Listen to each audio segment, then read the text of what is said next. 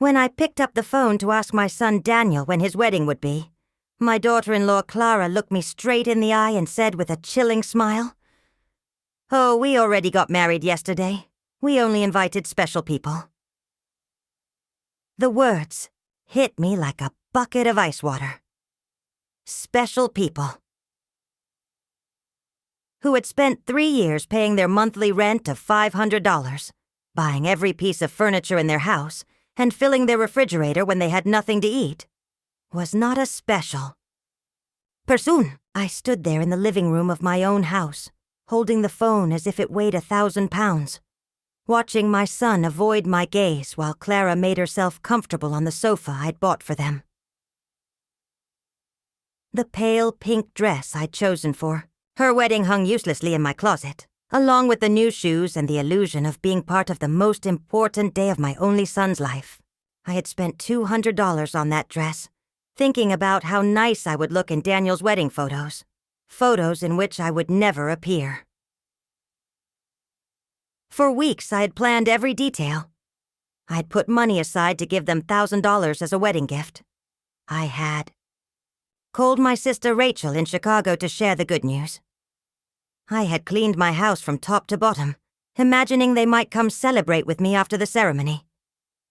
All of that collapsed in a second with those 4 poisoned words. Only special people. Daniel finally lifted his gaze and said in a voice that sounded rehearsed, "Mom, it was an intimate thing. Very small. Just the 2 of us and the witnesses." But I knew it was a lie. I saw the photos on social media. Clara's parents were proudly posing next to the bride and groom. Her siblings were toasting with champagne. Clara was wearing the white dress I'd partly financed with the $800 I'd given her the month before for personal expenses. I saw everything I wasn't supposed to see. A week later, exactly 7 days after that humiliation, Clara called me with a completely different tone. She was no longer the confident woman who had excluded me from her wedding. Now she sounded desperate, almost pleading. "Evelyn, the rent is overdue. The landlord is pressuring us and says if we don't pay this week, he'll kick us out. You forgot to make the transfer." Her voice trembled slightly, as if the world were ending. I was silent for a few seconds, remembering all the times I'd rushed to the bank to make that transfer. All the times I'd canceled my own plans to make sure they had a roof over their heads. All the times I had eaten beans and rice so I could give them money for their comforts and whims.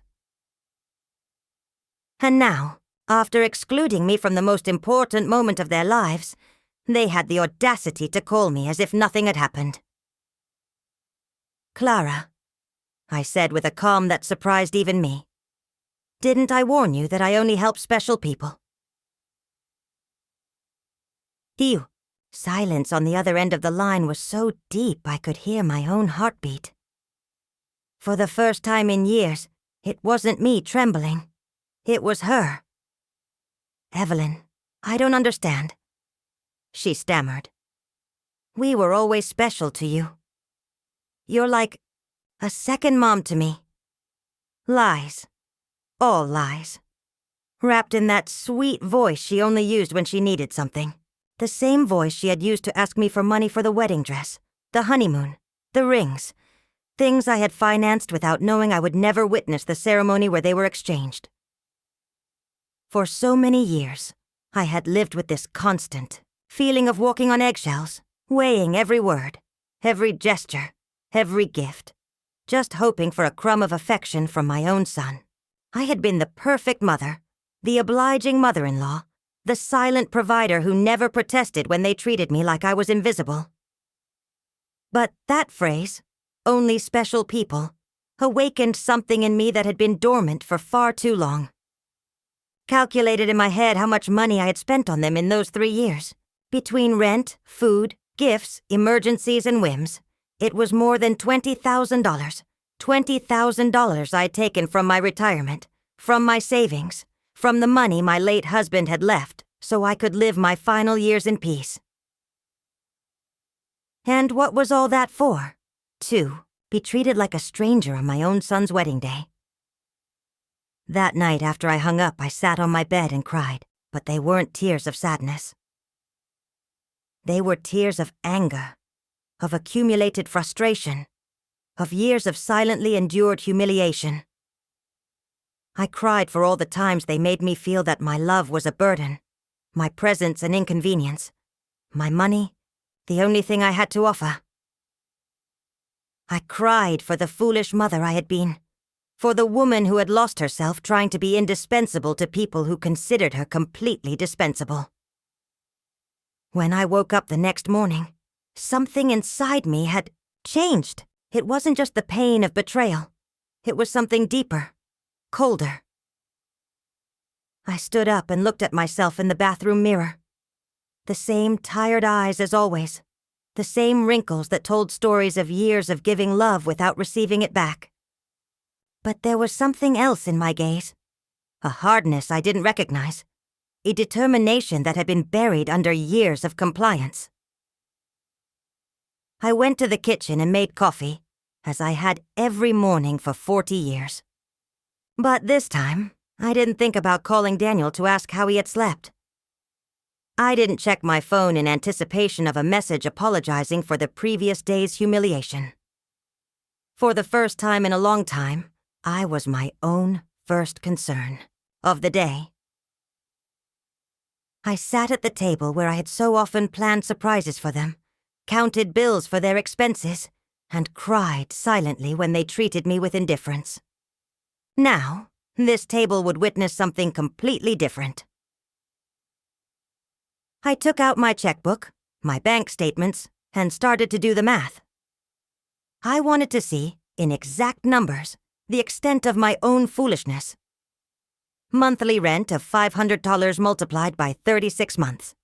$18,000 food and supplies. Approximately $200 a month. $7,200 birthday gifts, Christmas gifts, anniversary gifts. $3,000 Clara's medical emergencies. $800. The car loan they never repaid. $12,500. The air conditioner repair in their apartment. $600. The living room. Furniture, window 200 total. $33,400. That was the exact sum of my generosity.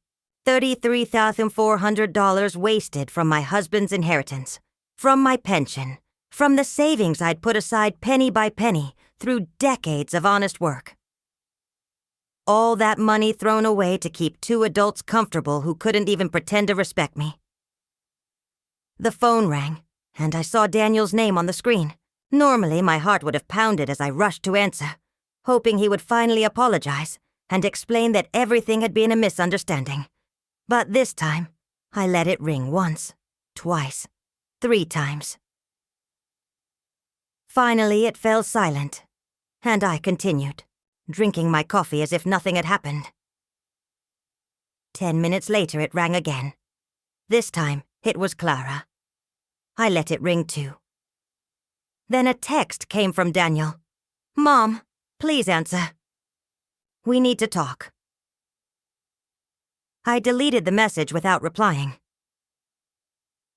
At 2 in the afternoon, I decided to go for a walk. I hadn't done that in months without a specific purpose, without an errand tied to them. It had always been the bank for transfers, the supermarket to buy them something, the pharmacy for Clara's medications. Today I went for a walk simply because I wanted to. I passed the park where I'd often taken Daniel as a child. I remembered that sweet little boy who hugged me tight and said I was the best mom in the world. When had he While Mr. Klein processed the cancellations, my phone wouldn't stop ringing. Daniel, then Clara, then Daniel again. It was as if they had developed radar to detect the exact moment their source of income was in danger. I turned the phone off. "Completely, Mrs. Richter?" Mr. Klein said as he handed me the papers. "I apologize for intruding, but in all these years, I have seen you be very generous with your family. I hope you're not being pressured to make these changes." His words touched me deeply. This man, who barely knew me beyond bank transactions, showed more genuine concern for my well-being than my own son ever had. I'm not being pressured, Mr. Klein. On the contrary, I've finally stopped pressuring myself. When I left the bank, I felt strangely light, as though I had left an enormous burden behind in that office. For the first time in years, my money was entirely mine. I no longer had financial obligations to people who saw me as a resource rather than a person.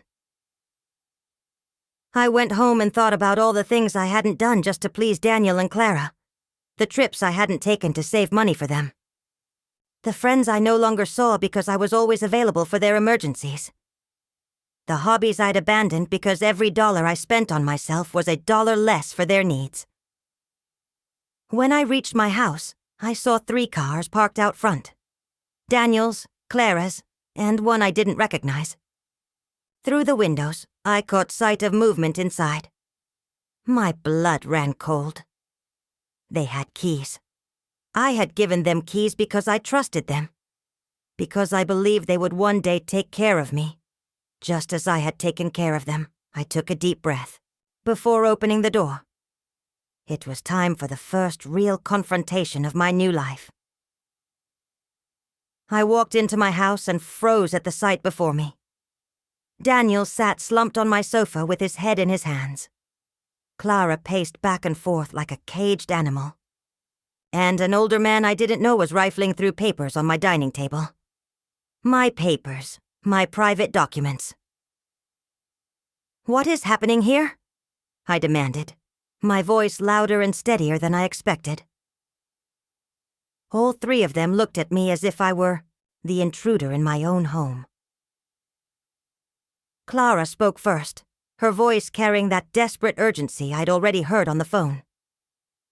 "Evelyn, thank God you're here. We need to talk. Mr. Fisher is from the law firm we consulted about your situation." "My situation?" The words left my lips with a calm that even surprised me. "What situation?" "I'm doing perfectly fine." Daniel finally lifted his head, his eyes no longer those of the innocent child who once adored me, but of a man driven by financial panic. "Mom, we went to the bank.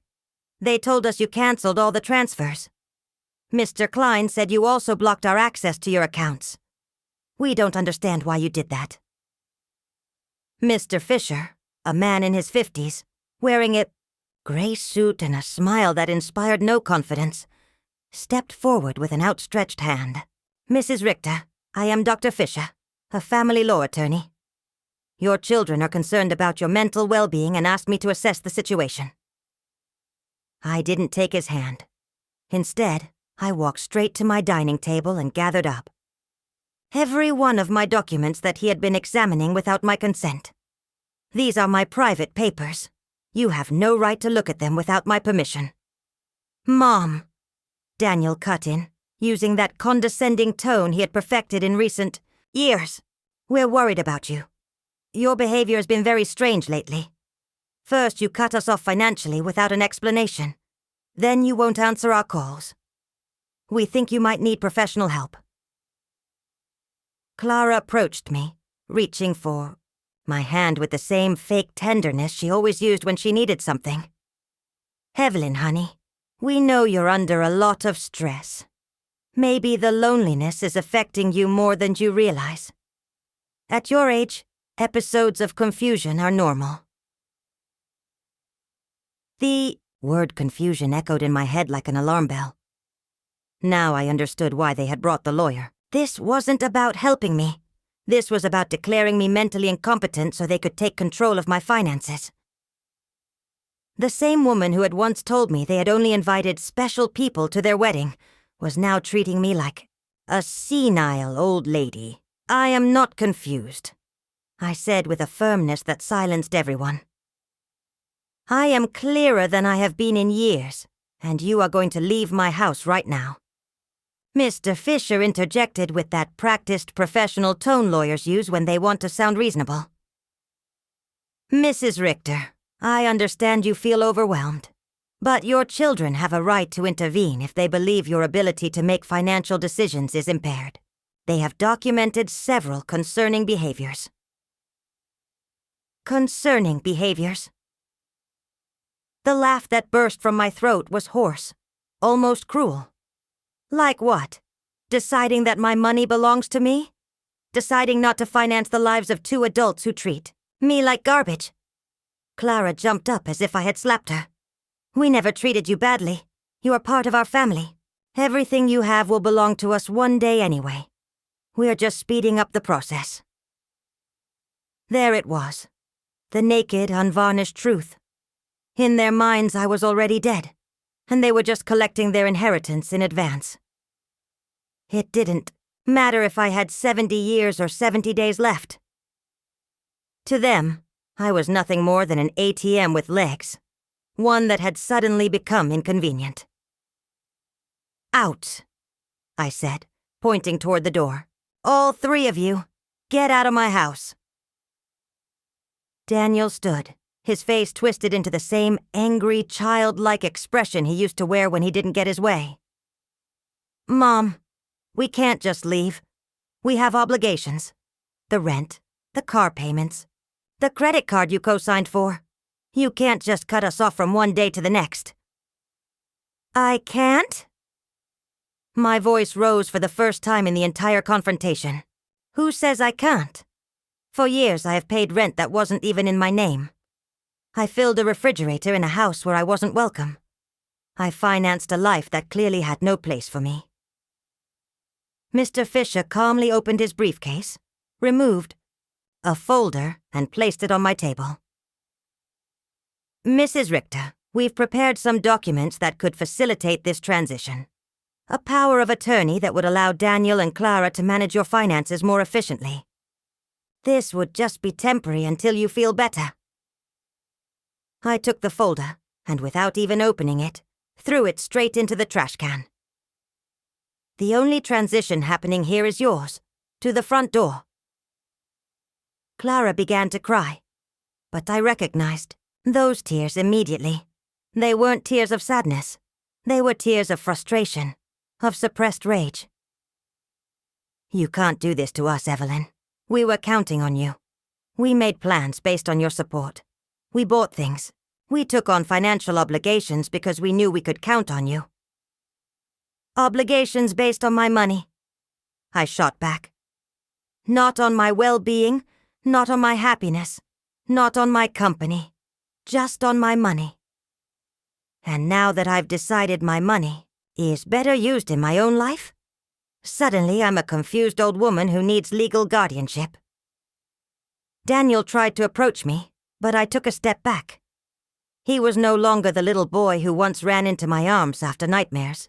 He was a 35-year-old man who saw his mother as an obstacle between himself and a comfortable life financed by others. Mom, we made mistakes, he said, trying to sound remorseful.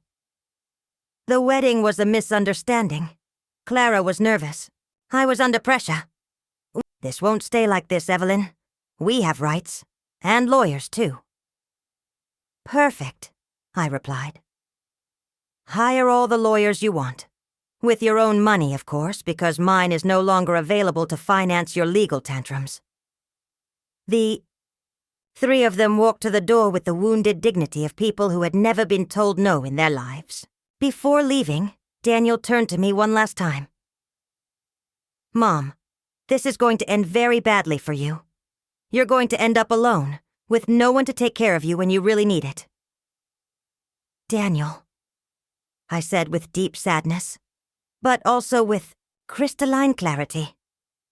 I am already alone. The difference is that now it's by my choice, not by your neglect. As I closed the door behind them, I stood in my living room, enveloped by the most beautiful silence I had heard in years. It was the silence of freedom. That night I couldn't sleep, not out of sadness or regret, but from the adrenaline of reclaiming control of my own life. I lay awake in bed, planning my next steps like a general preparing for battle. If Daniel and Clara wanted a fight, I would give them one. But it would be a war fought with intelligence, not emotion. By 6 o'clock in the morning, I was already dressed and ready. My first stop was the office of Mr. Weber, an attorney I'd met years ago when I handled my husband's will. Unlike Mr. Fisher, whom Daniel and Clara had brought, Mr. Weber had an impeccable reputation and specialized in protecting the rights of the elderly. "Mrs. Richter," he said after I explained the situation, "what your children attempted yesterday is more common than you might think. It's called elder financial abuse, and it's a federal crime. The fact that they entered your home without permission and reviewed your private documents also constitutes a serious violation." His words both calmed and worried me. They calmed me because they confirmed I wasn't crazy. What had happened was indeed abusive. But they worried me because I realized the situation was even more serious than I'd thought. "We have to document everything," Mr. Weber continued. "Every transfer, every gift, every time they pressured you for money. We'll also revise your will to protect your assets from any future manipulation attempts. We spent 3 hours reviewing my financial records. Mr. Weber actually whistled when he saw the total sum. Mrs. Richter, $33,400 in 3 years. With this money, you could have lived comfortably, traveled, enjoyed your retirement. Instead, you financed the lives of 2 adults who didn't even respect you enough to invite you to their wedding. When I left Mr. Weber's office, I had a complete plan. Change all the locks on my house. Install a full security system with cameras. Open a new bank account at a different institution, one they knew nothing about. Start living the life I had postponed for years. My next stop was the hardware store. The owner, Mr. Summers, had known me for years, because I was always buying things to fix Daniel and Clara's apartment. This time was different. "Mrs. Richter, what brings you here today? Another emergency with your son?" he asked with the familiar tone of someone who had silently witnessed my wasted generosity. "No, Mr. Summers. This time it's for my own house. I need to change all the locks, and I want the best quality available." He looked surprised but asked no questions. While I was choosing the locks, his son Ethan, who specialized in installing security systems, walked in. Providence itself. "Ethan," I told him, "I also need surveillance cameras installed, a complete system. The price is not an issue." They arranged the installation for the next day. As I left the store, my phone rang. It was an unknown number. When I answered, I immediately recognized Clara's voice. She must have borrowed someone else's phone. I had already blocked her number after yesterday's confrontation. "Evelyn, it's Clara. Please don't hang up. We need to talk like civilized adults." "Speak," I said dryly. "Listen, I understand you're upset about the wedding. It was a mistake. Daniel and I talked, and we want to make it up to you. How about we have a special dinner to celebrate our wedding with you? We can do it at your house. Cook together, like we used to." The manipulation in Clara's words was so obvious that I almost had to laugh. "Clara, how much rent do you owe exactly?" The silence on the other end confirmed I had struck a nerve. Well, it's 2 months. $1,000 total. But I'm not just calling for that, Evelyn. We really miss you in our lives." "Do you miss me? Or my money?" I asked, bluntly. "Both," she admitted with surprising honesty. "I won't lie to you. Yes, we need your financial help, but we love you too. You're important to us." "If I'm so important," I said, "why wasn't I important enough to be at your wedding? Why am I never important enough to receive a call that doesn't ask for money? Tell me, Clara, when was the last time you called just to ask how I was doing?" Another silence. We both knew the answer. Never. "Clara, I'm only going to explain this once. For 3 years, you treated me like an ATM with feelings. You used me, You ignored me. You humiliated me. And finally, you insulted me in the worst possible way. Now that the money is gone, suddenly you remember you love me? Evelyn, please, there is no please. You made your choice when you decided I wasn't special enough to be at your wedding. Now I'm making mine. I hung up and switched the phone off completely. No more interruptions on my day of liberation.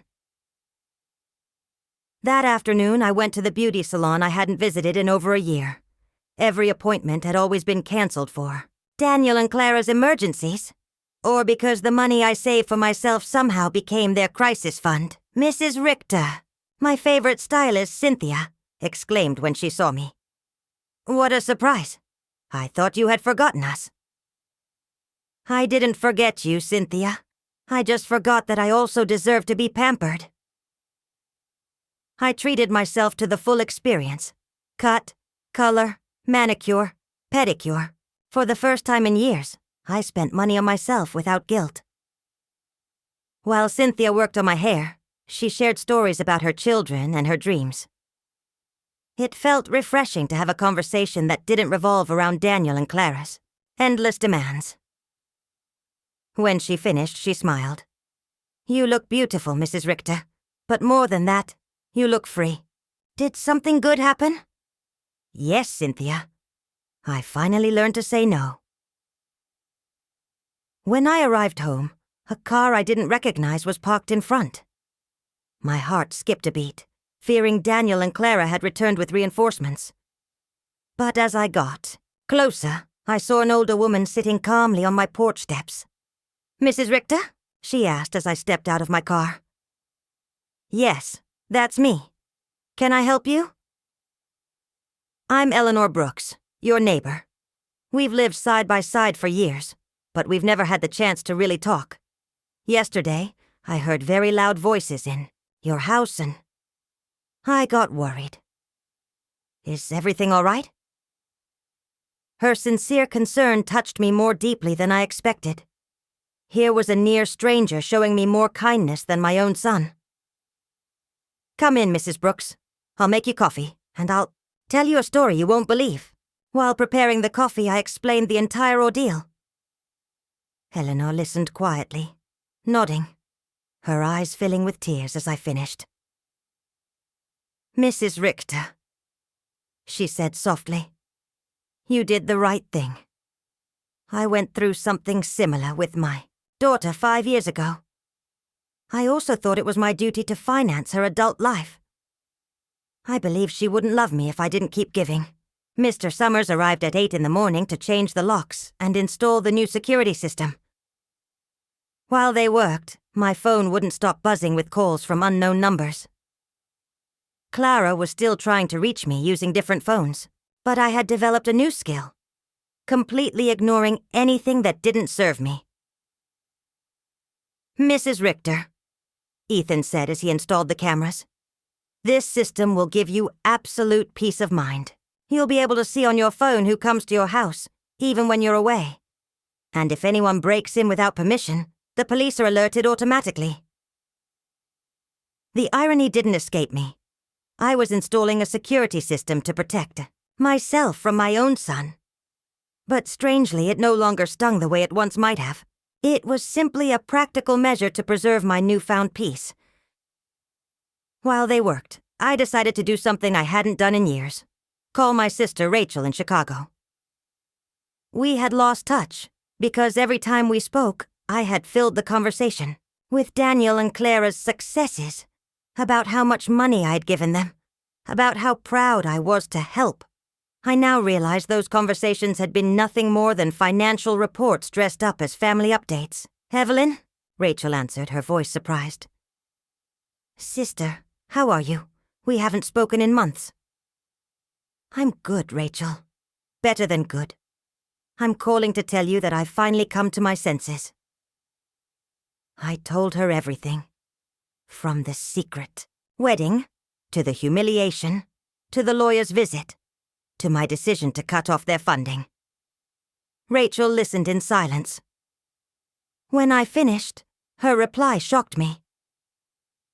Evelyn, it was about time.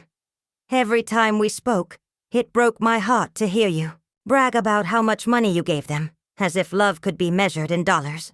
I wanted to tell you the truth, but I didn't know how. What truth? I asked, my voice steady but my heart bracing itself. That Daniel never spoke lovingly about you at family gatherings. It was always, my mom helped me with this.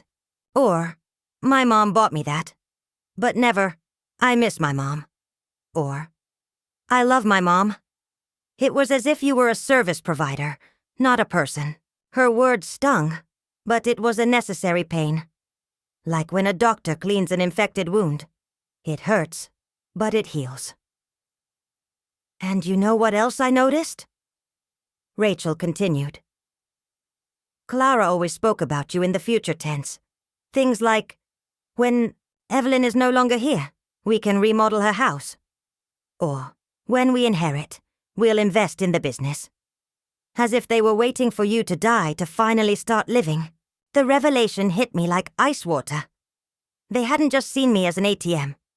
They had seen me as a temporary obstacle between them and their money.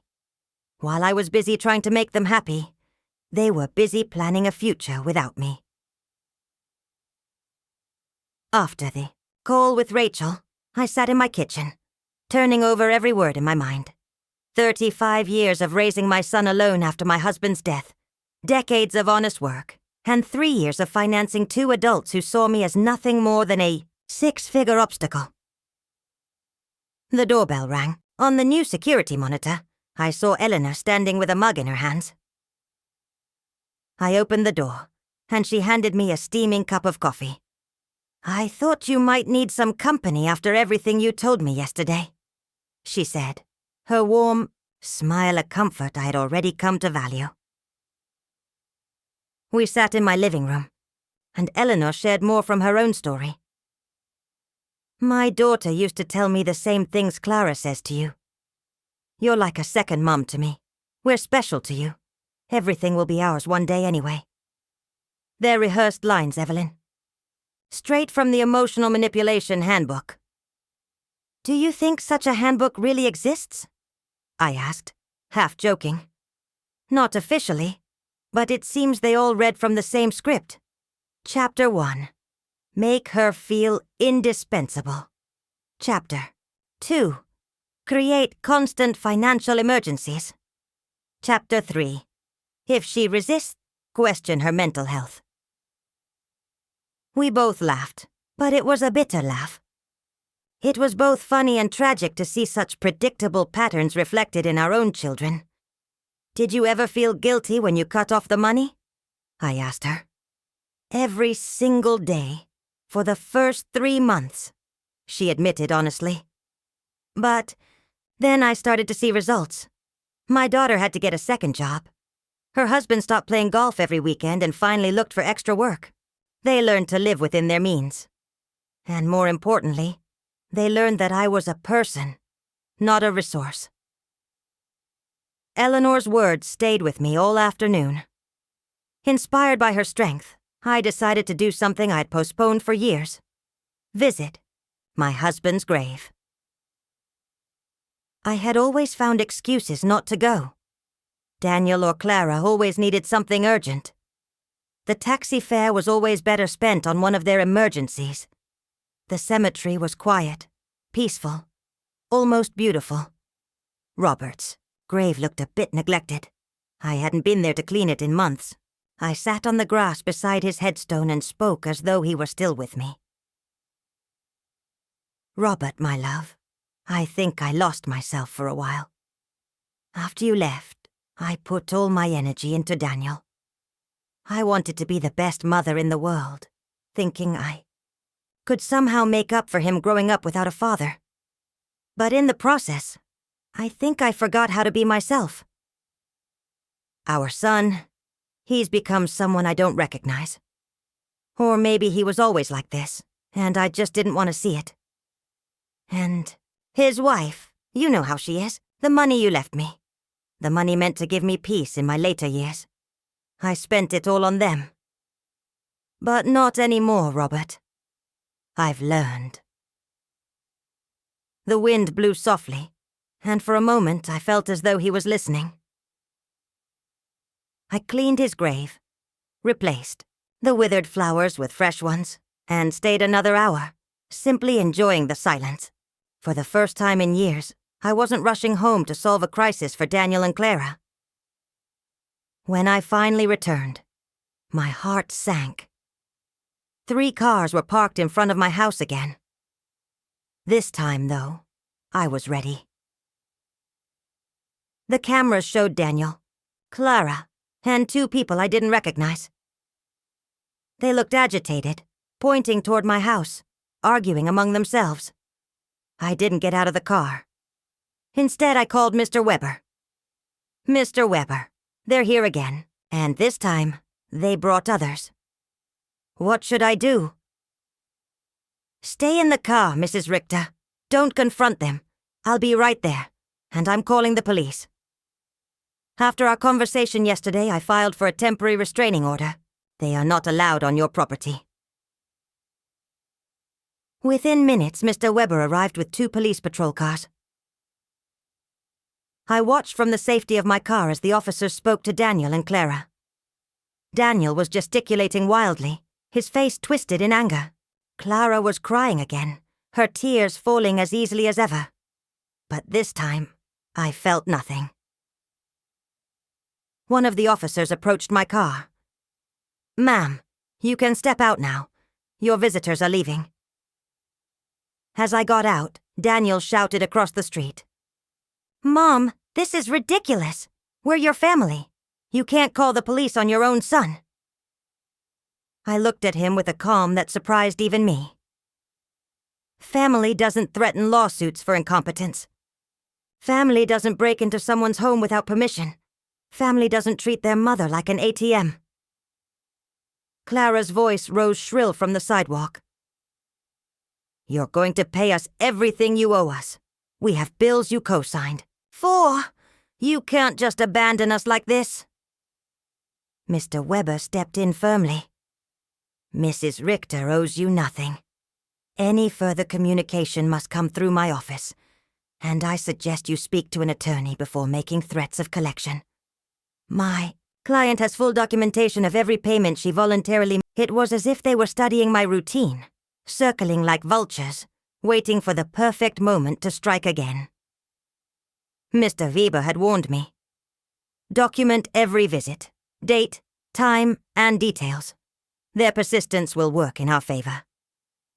Every time. They show up after being told not to. It strengthens our case for a permanent restraining order. So I did. I kept a meticulous log, page after page, proof of their obsession. On Friday morning, I was calmly having breakfast when the doorbell rang. The cameras showed a well-dressed young woman holding a folder, her professional smile carefully practiced. This was not a social visit. "Good morning, Mrs. Evelyn Richter," she said as I opened the door. "I am a social investigator from the Office of Senior Services. We've received a report that you may be in an at-risk situation, and we need to conduct a wellness check." My blood ran cold. Daniel and Clara had escalated their game. It was no longer just private lawyers and tears. They had dragged the government into it. "May I see your ID?" I asked, forcing calm into my voice. Of course. She held out an official badge. It looked genuine. "I'm Mrs. Schmidt, a licensed social worker. May I come in to speak with you?" I let her in, knowing that slamming the door would only fuel their lies. She sat down in my living room, opened her folder, and began reading from a form.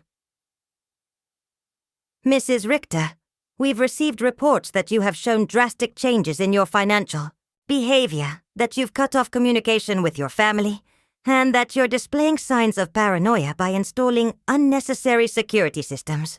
We were also told that you've refused medical and legal help offered by your loved ones." Each word had been carefully chosen to paint me as unstable. I could practically hear Clara's voice behind them.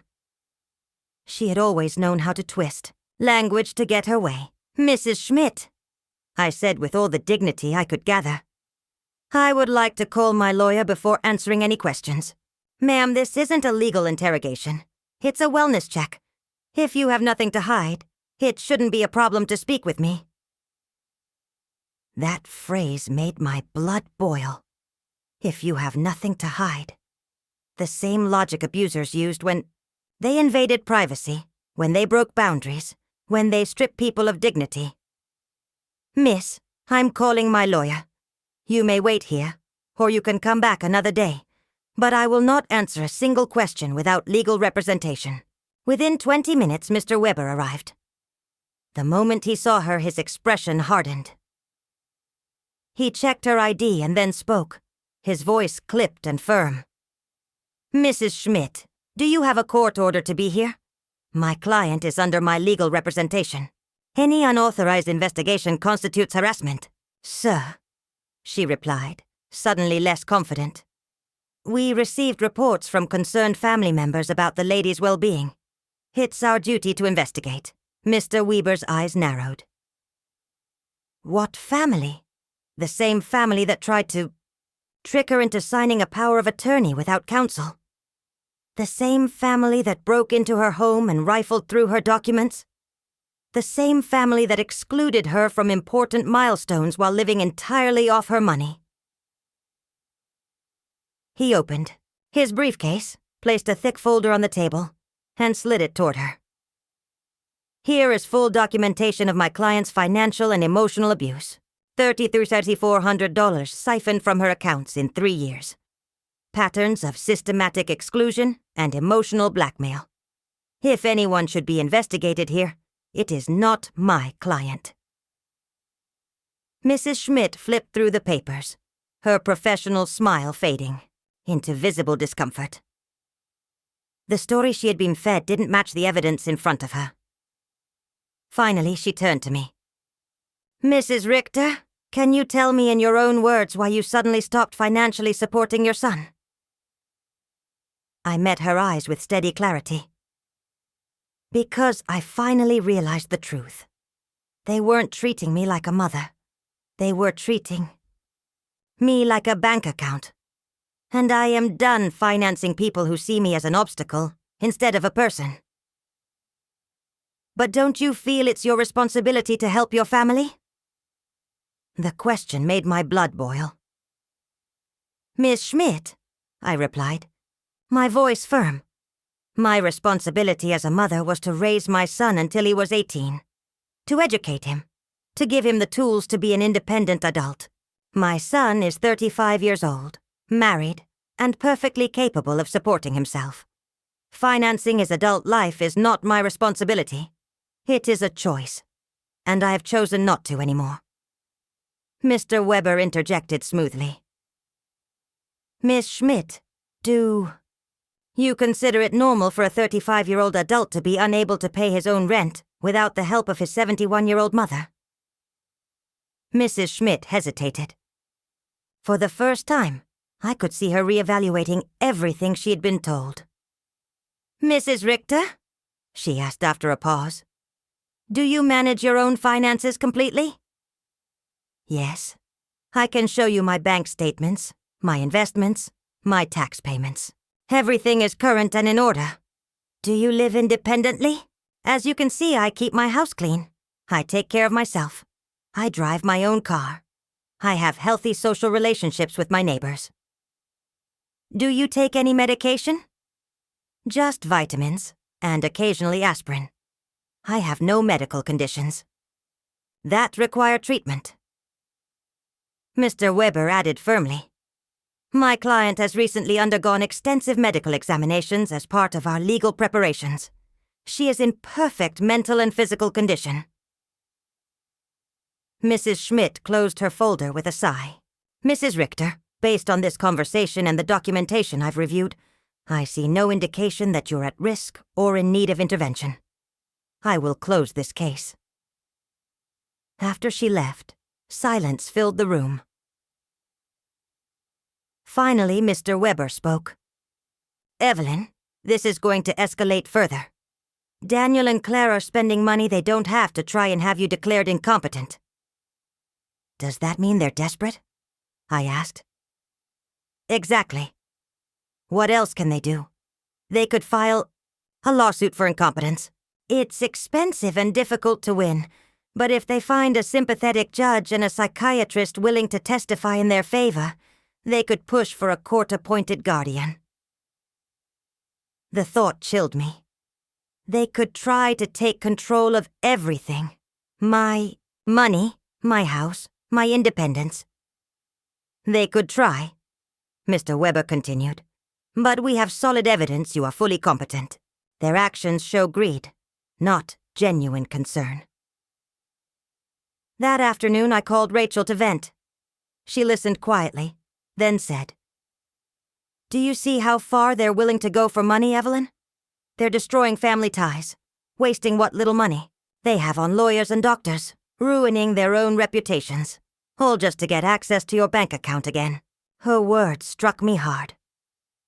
Daniel and Clara had revealed their true nature completely. There was no going back, no reconciliation. To them, I had never been a mother, never a respected elder. I had only ever been money on legs. It was painful, but strangely freeing. For the first time, I no longer felt guilty. They had proven that my well-being meant nothing compared to my bank account. That evening, Eleanor arrived at my door with a surprise. She had brought her friends from the garden club to meet me. "Evelyn," she said warmly, "these are my friends. Cynthia, who you know from the salon, and also Maria, Carmen, and Alfreda. We've all been through similar things with family." We sat in my living room sharing stories. Maria had a brother who constantly begged for money until she finally set firm. "You know what I've discovered?" I told my new friends. "That loneliness surrounded by people who don't love you is worse than being lonely on your own. At least now, when I'm alone, I'm in good company." Everyone laughed, and we raised our glasses in a toast to our hard-won wisdom. That night, after they left, I sat in my garden, looking up at the stars. They shone brighter than ever, or maybe I was finally seeing them with clear eyes. For the first time in my adult life, I was financially alone. No dependents, no obligations to anyone but myself. And instead of frightening me, the reality thrilled me. I could travel when I wanted, remodel my house, buy myself clothes without guilt, donate to causes that mattered to me, invest in my future instead of financing the present of the ungrateful. Freedom tasted like hope. And for the first time in years, I began to plan my future. A month passed after the social worker's visit, and I thought perhaps I had finally won the war.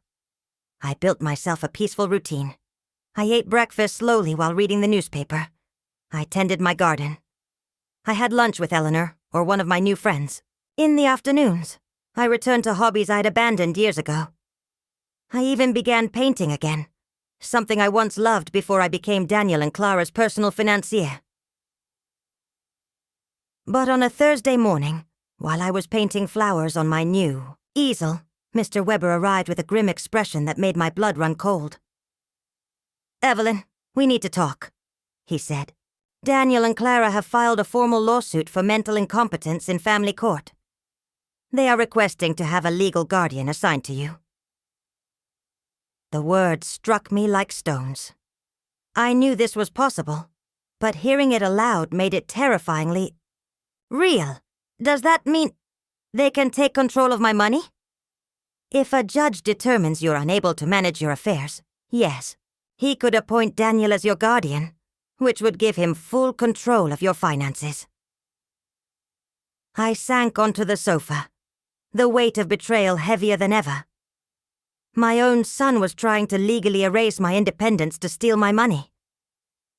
"Mr. Weber, what evidence could they possibly have? You know I'm perfectly competent." He sighed, shuffling through his notes. They've gathered statements from 3 witnesses who claim you've behaved erratically. They also submitted records of unpaid medical bills and alleged medications you hoarded without taking. But that's a lie. I don't have unpaid bills. I don't hoard medication. I know, Evelyn. But they've fabricated evidence that looks convincing. They're also using your refusal to undergo a psychiatric evaluation as proof of mental decline. They're twisting your caution into evidence against you. The manipulation was diabolical. They had weaponized my instinct to protect myself and turned it into proof that I needed protection. Who are the 3 witnesses? Mr. Weber checked his papers. Clara, of course. A neighbor, Mr. Davis. And someone claiming to be your pharmacist, Mr. Green. I clenched my fists. Mr. Davis was the disagreeable man across the street, always irritated when my friends parked near his house. But Mr. Green, he really was my pharmacist. Why would he betray me? I need to speak to Mr. Green, I told Weber. Something isn't right. That afternoon we went together to the pharmacy. Mr. Green greeted me with visible nervousness. Mrs. Richter, good to see you. How are you, Mr. Green? I asked calmly. I've been told you signed a statement saying I behave erratically with my medications. Is that true? His face flushed scarlet. Mrs. Richter, your daughter-in-law came in a few weeks ago. She said she was worried because you were acting strangely. And what did you tell her? I told her you only ever buy vitamins and the occasional aspirin, and that you don't have any prescriptions. But she insisted this was proof you weren't taking proper care of yourself. Mr. Weber cut in sharply. Mr. Green, did you sign a paper? I asked. He looked ashamed. She brought a document that said I was confirming you had irregular medication purchases. I thought it was for her health insurance or something. I didn't realize it was for a lawsuit. My own pharmacist had been tricked into signing something he didn't even understand. Clara's manipulation knew no bounds. Mr. Green said firmly, I need you to write a statement explaining exactly what happened and clarifying that I have no problems with medications. Of course, Mrs. Richter. I'm terribly sorry for this misunderstanding. After leaving the pharmacy, Mr. Weber and I went to confront Mr. Davis. When we knocked on his door, he opened it with hostility written all over his face. What do you want? Mr. Davis, Weber said calmly, I understand you signed a statement about my client's behavior. That's right, I did, he snapped. That woman is crazy. She's been acting strange for weeks. Can you be more specific about the behaviors you observed? Weber pressed. Installing cameras like she lives in a war zone. Having strangers come and go all the time. Yelling at her family in the street. I realized then that Mr. Davis had twisted everything he saw. The cameras had been installed to protect me. The strangers were my new friends. The yelling was me defending my home against Daniel and Clara's invasions. Mr. Davis, do you know why I installed the cameras? I asked. No, and I don't care. To protect myself from my son and daughter-in-law, who broke into my home without permission and threatened me. He sneered. That's exactly what a crazy person would say. There was no reasoning with him. His testimony was based on shallow observations and malicious assumptions. That evening, Mr. Weber and I sat down to plan our defense. Evelyn, we need our own psychiatric evaluation. I have a colleague, Dr. Moore, who specializes in assessing mental capacity. She can give you an official evaluation confirming that you are completely competent. But what if Daniel and Clara bribed the judge? What if none of this matters, and they've already decided to declare me incompetent? The legal system isn't perfect, Weber admitted, but it's not completely corrupt either. We have solid evidence that you're competent, and just as importantly, we can prove their financial motives. We are going to fight this. The next day, I met Dr. Moore. A woman in her 50s with kind but penetrating eyes, she put me instantly at ease. "Mrs. Richter, I'll be asking you questions and giving you some tests to assess your mental capacity. Take your time and answer honestly." For 2 hours, she tested me. Questions on memory, logic, problem-solving, financial management, and emotional health. She even gave me mathematical and reasoning exercises. At the end, she smiled. "Mrs. Richter, your results are well above average for your age. You are not only mentally competent, but your cognitive function is excellent." "Doctor, why do you think my family's doing this?" She sighed. "Based on what you've told me and the documents I've seen, this is a textbook case of elder financial exploitation. Sadly, it's more common than you think." Her words were validating but also heartbreaking. I didn't want this lawsuit, but now I understood it was necessary. That afternoon, Eleanor gathered our garden club friends for an emergency meeting. When I explained the incompetence lawsuit, outrage filled the room.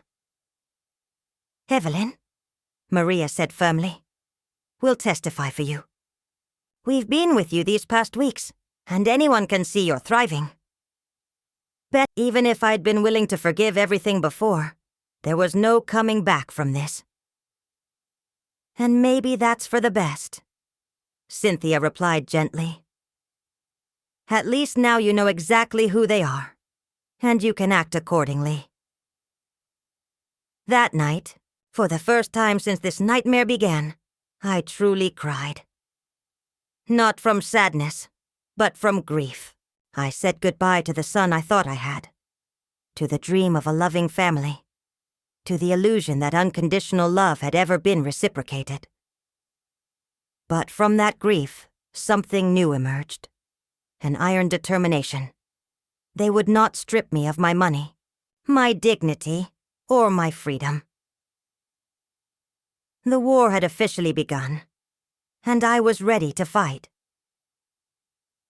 The trial began 3 weeks later. I woke up early, put on my best black suit, and looked at myself in the mirror with a strength I'd never felt before. Today was not only about my mental capacity, it was about my dignity, my right to live free from abuse, my value beyond money. Mr. Weber arrived at 7 a.m. to review our strategy one last time. "Evelyn, remember, the burden of proof is on them. They have to prove you're incompetent. We only have to show that you are not." "And what if the judge is biased already?" "Judge Miller has a reputation for fairness. I've reviewed his cases. He doesn't automatically side with families. He's dedicated to protecting the rights of the elderly." At 9 a.m., we entered the courthouse. In the hallway, I saw Daniel in a brand new suit, likely bought just for this occasion, and Clara dressed in black as though she were attending a funeral. Perhaps she was. The funeral of our family bond. When our eyes met, Daniel looked away. Clara, however, locked eyes with me, her gaze as cold as a ledger sheet. To her, this was nothing but business. Their lawyer was an older, polished man with the calm arrogance of someone who had won cases like this before. His opening statement revealed his strategy immediately. Portray me as a confused old woman, manipulated by strangers, isolated from her loving family. "Your Honor," he began. "Solemnly, Mrs. Evelyn Richter has shown clear mental decline in recent months. She abruptly cut off financial support for her family without rational explanation. She installed unnecessary security systems out of paranoia. She has isolated herself from loved ones under the influence of neighbors and attorneys who are exploiting her vulnerable state." Every word twisted my empowerment into evidence of decline, my freedom into proof of manipulation. Then they called their witnesses. Clara was first. Her performance could have earned her an Oscar. She cried as she described how I had changed, how I had grown hostile and paranoid, how I had isolated myself from the family who supposedly adored me. "Your Honor," she said in a trembling voice, "Evelyn has always been like a second mother to me. Watching her mental decline has been devastating. We only want her to get the care she needs." Lies wrapped in pretty tears. But when Mr. Weber cross-examined her, the cracks appeared. "Mrs. Schuster, when was the last time you called my client without asking for money?" Clara hesitated.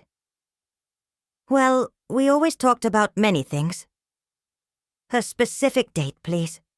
"I don't remember exact dates." "Is it true that you and your husband married without inviting my client?" "It was a very small ceremony. Is it true that when my client asked about the wedding, you told her you had only invited special people?" Clara's face turned scarlet. "Those words were taken out of context." "What possible context would justify telling your mother-in-law she is not a special person?" Weber pressed. She had no convincing answer. Next came Daniel.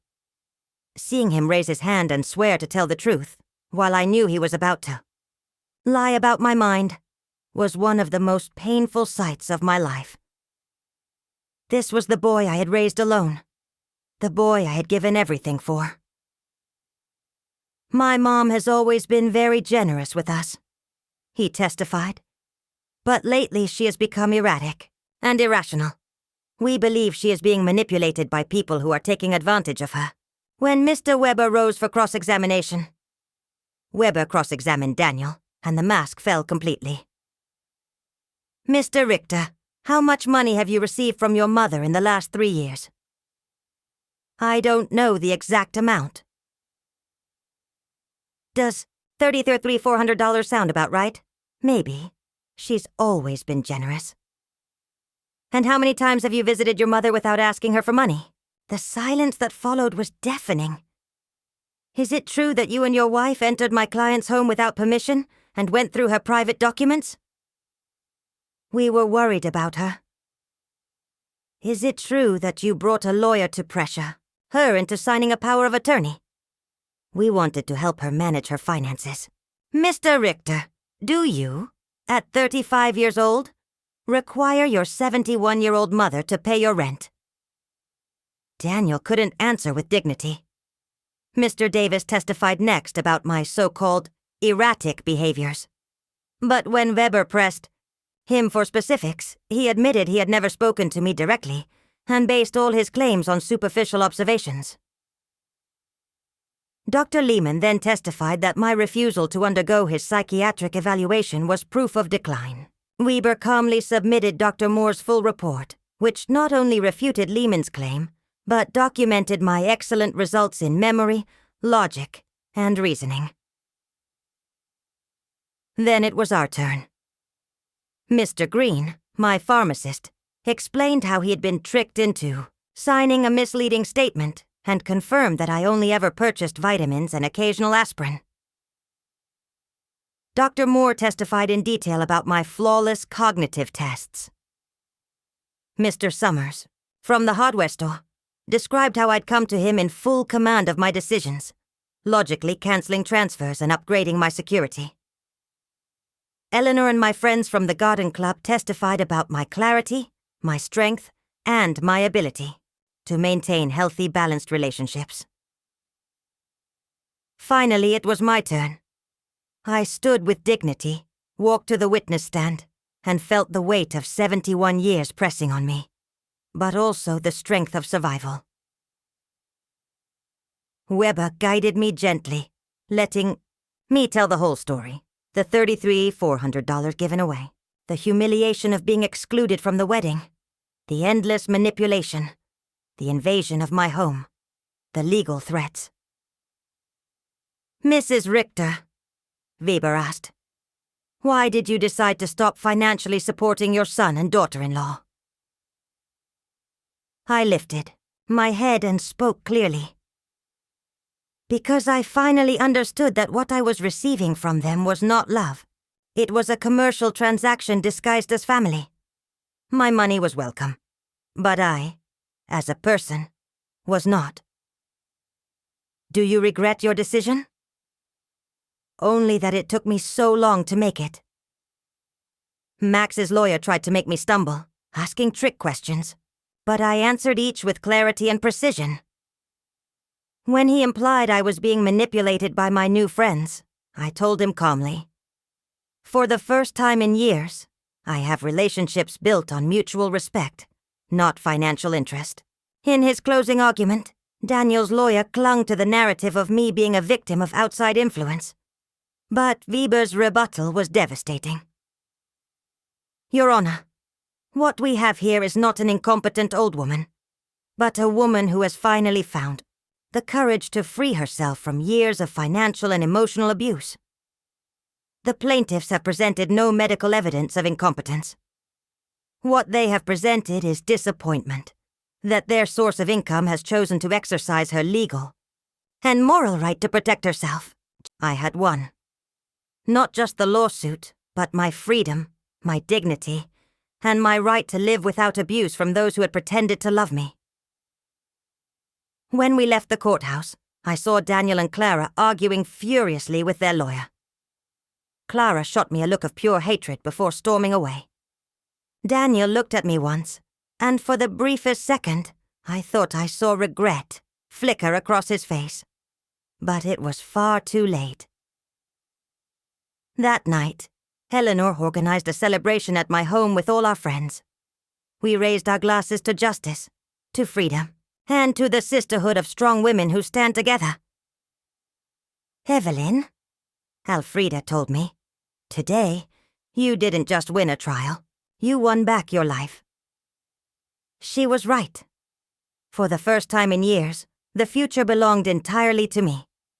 I could travel. I could create. I could love. I could live without fear, without guilt, without manipulation. 3 months later, I sold my house and moved into a beautiful apartment in the city center. I donated half of my savings to organizations that protect the elderly from family abuse. With the other half, I finally lived the life I'd always postponed. I traveled through Europe. I took art classes. I joined volunteer groups. I never heard directly from Daniel or Clara again. From others, I learned that they were forced to move into a smaller apartment, and that Clara had taken a job for the first time in years. Perhaps hardship would teach them what my generosity never could: the value of honest work and independence. Some nights when I stand on my balcony and look up at the stars, I think about the woman I used to be. Afraid, manipulated, convinced. She had to buy love. That woman is gone, and in her place is someone who finally understands a fundamental truth. True love can never be bought, and freedom is never too expensive. My name is Evelyn Richter. I am 72 years old, and I have finally learned that the most important person I must love and protect is myself. If you enjoyed my story, you can support me by making a donation, so I can continue writing more stories like this. Thank you, in advance. And now I'd like to hear from you. What would you do in my place? Share your thoughts in the comments. I'm always curious about what you think. For more life stories like this, like the video, and subscribe to my channel. Many other stories are waiting for you. With heartfelt greetings, until next time, Em.